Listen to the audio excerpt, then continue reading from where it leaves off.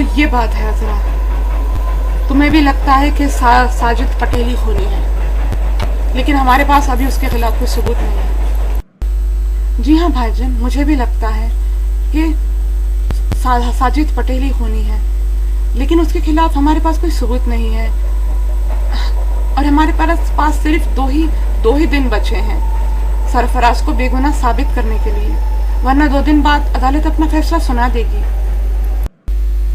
अच्छा ठीक है, तुम फिक्र मत करो, मैं छानबीन करता हूँ, ठीक है? और कोई क्लू मिलता है तो तुम्हें फोन करके बताता हूँ, ठीक है? तुम्हें तो पता ही है ना कि मैं एक डिटेक्टिव हूँ और तुम्हारा पार्टनर भी। ठीक है भाईजान, मैं दुआ करूंगी आप कामयाब लौटें। जाइए। यासिर, मैं उस गाड़ी का मुआयना करना चाहता हूँ जिसमें साहिल खान का खून हुआ है। ठीक है आजाद, तुम कर तो सकते हो, लेकिन मुझे नहीं लगता कि तुम्हें उसमें कुछ मिलेगा। पुलिस ने पूरी छानबीन की है, लेकिन एक बार तुम मुझे भी तो छानबीन करने दो। ठीक है चलो, मैं तुम्हें कार दिखाता हूँ। मैंने कहा था ना आजाद कि उसमें कार में कुछ नहीं मिलेगा। कैसी बातें कर रहे हो यासिर, हमें उस कार से वो आधी जली हुई सिगरेट मिली है ना। इस सिगरेट से तुम क्या साबित कर दोगे आजाद? उस सिगरेट की फॉरेंसिक जांच करा दो और मुझे ये पता लगा कि बता दो कि उस पे सलाइवा थूक किसका है। अगर उस पे थूक साहिल खान का नहीं है तो ये बात साबित हो जाएगी कि वो सिगरेट कातिल की है। ठीक है बाबा, तुम्हारे लिए मैं उसकी फॉरेंसिक जांच करा देता हूँ। कल सुबह तक उसकी रिपोर्ट आ जाएगी। अगले दिन सुबह 9 बजे। हाँ यासिर भाई बोलिए, क्या रिपोर्ट आई है? उस सिगरेट पे सलाइवा थूक किसका है? क्या उस सिगरेट पे साहिल खान का थूक नहीं है? तो इसका मतलब ये कंफर्म हो गया कि वो सिगरेट जरूर कातिल की है। उस सिगरेट पर क्या साजिद पटेल का सलाइवा है? Okay, thank you. चलो कुछ तो क्लू मिला। मैं अभी भाईजान से बात करती हूँ।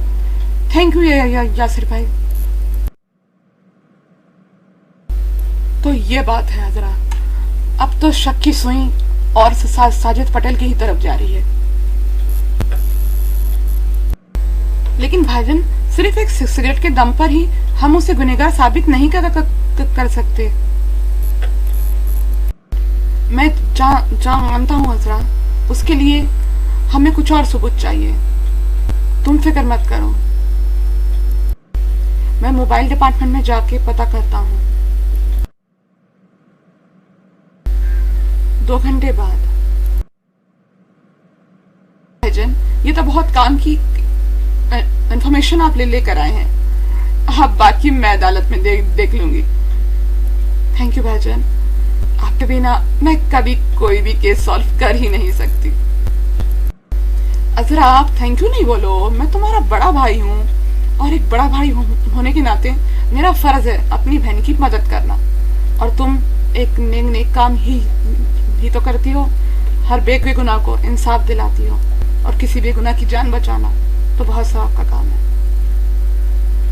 और अगर थैंक यू बोली ना इंदा से तो 2 झापड़ लगाऊंगा खींच के। अच्छा बाबा, थैंक यू वापस बस। मिस खान, क्या आपके पास कोई सबूत है अपने मौकिल को बेगुनाह साबित करने के लिए? जी हाँ मिलॉर्ड, मुझे मकतूल साहिल खान की गाड़ी से एक आधी जली हुई सिगरेट मिली है जिसके ऊपर थूक ना तो साहिल खान का है और ना ही सरफराज खान का, बल्कि उनके बिजनेस पार्टनर साजिद पटेल का है। लेकिन मिस खान, सिर्फ एक सिगरेट की बिना पर आप किसी को कातिल साबित नहीं कर सकती हैं। मैं जानती हूँ मिलॉर्ड, इसीलिए मैं साजिद पटेल से कुछ सवाल करना चाहती हूँ और उनसे पूछताछ करने की इजाजत चाहती हूँ। इजाजत है। साजिद पटेल हाजिर हो। तो साजिद जी, आप बताएंगे कि आपका ये सिगरेट मकतूल साहिल खान की कार में कैसे पहुंचा? देखिए अजरा मैडम, मैं और साहिल बिजनेस पार्टनर्स हैं, मेरा मतलब थे, और कई बार मैं और साहिल एक साथ कार में गए हैं। हो सकता है मेरे से कभी छूट गया हो। आप एक सिगरेट के बिना पे मुझे कातिल साबित नहीं कर सकती। मिस्टर साजिद, आप मुझे लॉ मत सिखाइए। मैं जानती हूँ कि एक सिगरेट के बिना पे मैं आपको कातिल साबित नहीं कर सकती, लेकिन मैंने आपके बारे में काफी और इंफॉर्मेशन भी इकट्ठा की हूँ।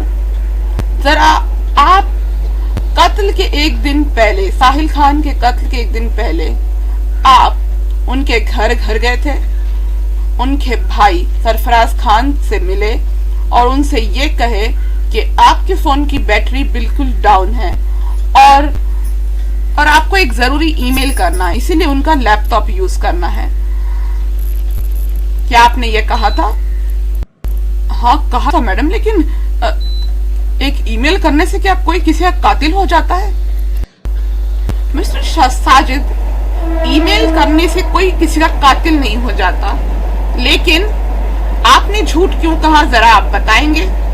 आपकी फोन की बैटरी उस दिन डेड नहीं थी, क्योंकि आपके कॉल रिकॉर्ड्स हमने चेक करे हैं, और जिस वक्त आप सरफराज खान के घर गए थे उसके ठीक 10 मिनट बाद ही आपने कॉल पर 1 घंटे तक किसी से बात की, और अगर आपके फोन की बैटरी डाउन थी तो इतनी जल्दी अगर आपने मान भी लो चार्ज किए भी तो वो इतनी देर तक 1 घंटे तक नहीं चलेगी। अब आप मुझे बताएंगे कि आपने ये झूठ क्यों कहा और आप किस मकसद से आखिर सरफराज खान के घर उस दिन गए थे? नहीं, ऐसा नहीं हो सकता। मैंने किसी से बात नहीं की। मिस्टर साजिद खान, आपका कॉल रिकॉर्ड इस वक्त जज साहब की टेबल पर है और उसमें साफ लिखा है कि आपने उस रात सरफराज खान के घर जाने के ठीक 10 मिनट बाद 1 घंटे तक अपने मोबाइल से बात की है। आप इस बात से मुकर नहीं सकते, इस बात का जवाब दीजिए। आप बहाना बना के आखिर क्यों गए थे उस दिन सरफराज खान के घर? जवाब दीजिए, क्यों गए थे आप? नहीं, दरअसल वो मुझे ईमेल वो आपकी खांसी नहीं, आपका जवाब चाहिए अदालत को। जवाब दीजिए, आप क्यों गए थे? आप बहाना बना के क्यों गए थे? अगर आप जवाब नहीं देते तो मैं ही दे देती हूँ। आप ही गए थे जहर की वो शीशी सरफराज खान के घर में डालने के लिए। नहीं, मैंने नहीं किया ये। मैंने कोई जहर की शीशी नहीं डाली। मैंने नहीं डाली। तो फिर बताइए आप कि आप क्यों झूठ बोलकर सरफराज खान के घर में उस दिन गए थे? इस बात का जवाब दीजिए। कोई जवाब है आपके पास? आपने ही वो जहर की शीशी सरफराज खान के घर में डाली और फिर बाहर जाने के वक्त आपने साहिल खान की कार की स्टीयरिंग पर वो पॉइजन लगा दिया। आपने यही किया, बोलिए यही किया ना आपने? नहीं बाबा, वो उस वक्त तो साहिल की कार वहां थी ही नहीं। मैंने तो रात 12 बजे। यही मैं आपके मुंह से सुनना चाहती थी मिस्टर साजिद पटेल। आपने अपने मुंह से कह दिया कि आपने रात के 12 बजे आकर उनकी कार की स्टीयरिंग पर वो पॉइजन लगाया। अब आप अपना इकबाल जुर्म खुद करेंगे या आप ये चाहते हैं कि पुलिस आपको 3rd डिग्री दे तब आप अपना जुर्म कबूल करें? हाँ, मैंने ही साहिल का खून किया है। मैंने ही सरफराज को फंसाने के लिए उस दिन मैं बहाने से उसके घर गया और उस पॉइजन की वो शीशी, उसमें आधा पॉइजन डाल के मैंने उसके उसके कमरे के डस्टबिन में डाल दिया। और फिर रात को 12 बजे मैं चुपके से दीवार फलांग के उनके घर में गया और साहिल की कार की स्टीयरिंग पर मैंने वो पॉइजन लगा दिया और उस बचे हुए पॉइजन को मैंने ले जाके पानी में फेंक दिया ताकि मुझ पे कोई शक ना आए। लेकिन मेरी किस्मत खराब थी जो मेरी आधी जली हुई सिगरेट साहिल की कार में छूट गई। मैं साहिल का खून करके और सरफराज को उसके कत्ल के इल्जाम में फंसा कर, ताकि सरफराज को फांसी हो जाए और ये पूरा बिजनेस मेरा हो जाए। मैंने यही सोचा था, इसीलिए मैंने ये किया। लेकिन साजिद पटेल, आप ये भूल गए कि कानून अंधा जरूर होता है, लेकिन कानून के हाथ बहुत लंबे होते हैं और कातिल कितना ही शातिर क्यों ना हो, कोई ना कोई गलती जरूर करता है। The defense is rest, my lord. तमाम सबूतों को मद्देनजर रखते हुए और साजिद पटेल की इकबालिया जुर्म के बाद ये अदालत साजिद पटेल को साहिल खान का कत्ल का दोषी मानती है और उन्हें सजाए मौत देती है, to be hang till death. और सरफराज खान को इस कत्ल के इल्जाम से यह अदालत बाइज्जत बरी करती है। The case is dismiss. Thank you Ajara madam, आपका बहुत बहुत शुक्रिया। मैं आपका ये एहसान जिंदगी भर नहीं भुला पाऊंगा। आपने मेरी जिंदगी बचा ली और मुझे एक नई जिंदगी दी। शुक्रिया आप मेरा नहीं, अल्लाह का कीजिए, जिन्होंने मुझे ये सबूत मिला है। अगर अल्लाह की मदद शामिल न होती तो मैं आपको बेगुनाह साबित कभी न कर पाती। तो भी शुक्रिया तो अदा करना ही चाहिए ना, जिसने साथ दिया है उसका। बेशक अल्लाह की मदद के बगैर आप ये काम नहीं कर पाती, लेकिन कोशिश तो आपने की ना, इसलिए आपकी उस कोशिश के लिए थैंक यू एक बार फिर से। ठीक है, फिर आपका थैंक यू मैं एक्सेप्ट करती हूँ और मैं जब तक जिंदा हूँ पूरी कोशिश करती रहूंगी कि कभी किसी बेगुनाह को सजा ना मिले। आप हमेशा कामयाब हो, मैं यही दुआ करूंगा। अस्सलाम वालेकुम, मैं हूं हफ्सा, इस वीडियो की राइटर, डायरेक्टर और प्रोड्यूसर।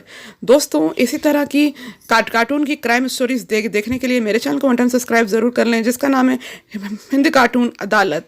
और फिर जो बेल आइकन है उसे जरूर प्रेस करें। उससे फ़ायदा ये होगा कि जब भी मैं कोई नई वीडियो डालूंगी उसकी नोटिफिकेशन आपको मिल जाएगी। अच्छा दोस्तों, मैं चलती हूँ, फिर मिलूंगी आपसे अगले वीडियो में। अल्लाह हाफिज़, दुआ में याद रखना।